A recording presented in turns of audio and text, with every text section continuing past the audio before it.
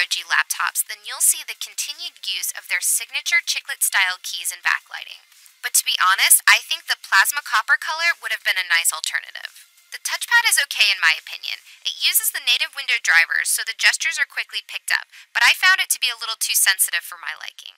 Since I mostly use my G752 for gaming and editing, the ROG GX950 gaming mouse solves that issue for me, so the sensitivity isn't a deal breaker. ASUS has also added 5 macro keys and a dedicated screencast key that automatically broadcasts to popular streaming platforms via XSplit. There is a little flex in the keyboard frame, which can be expected from a 17-inch laptop, but isn't distracting.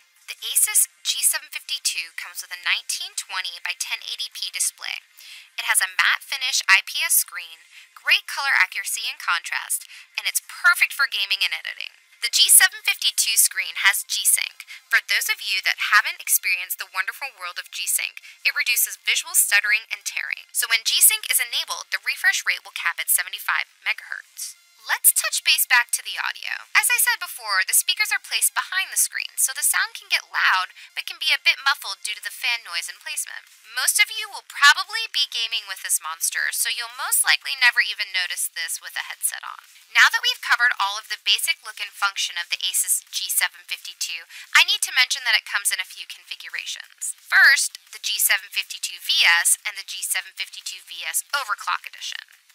The biggest differences between the two come down to storage, RAM, and the processor. The standard G752 comes with only 1TB hard drive, 16GB DDR4, and the Intel i7-6700HQ CPU, whereas the Overclock Edition has the Intel i7-6820HK CPU, 32 or 64GB 2400MHz RAM, 256 or 512GB PCIe NVMe solid-state models. Last but not least is the G752 VM, which is identical to the standard G752 VS, except a little thinner and a GTX 1060. All of the G752 series come with one HDMI port, one mini display port, 4 USB 3s, one USB Type-C Lightning Bolt compatible, and individual audio and mic jacks. All of these models sport the Pascal architecture.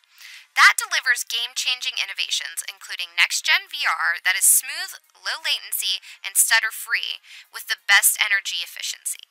The 3D Mobile Vapor Chamber provides cooling without compromise, and this keeps these 10 series laptops running full throttle without any excess heat or throttling. So let's talk performance.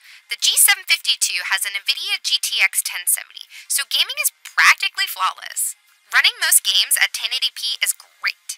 Games like Overwatch, Black Ops, Doom can hit about 100 FPS at max graphics.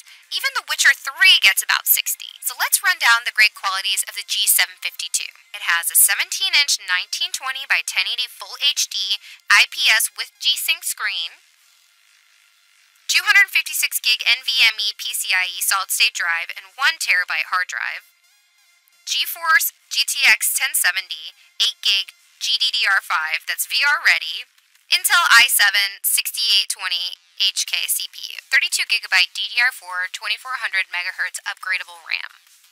So I would say that ASUS has definitely hit the mark with the G752 10 series laptops. They perform almost as good as the desktop GTX 1070 with as much portability as you can get with a heavy-duty gaming laptop. So if that's what you're into, I would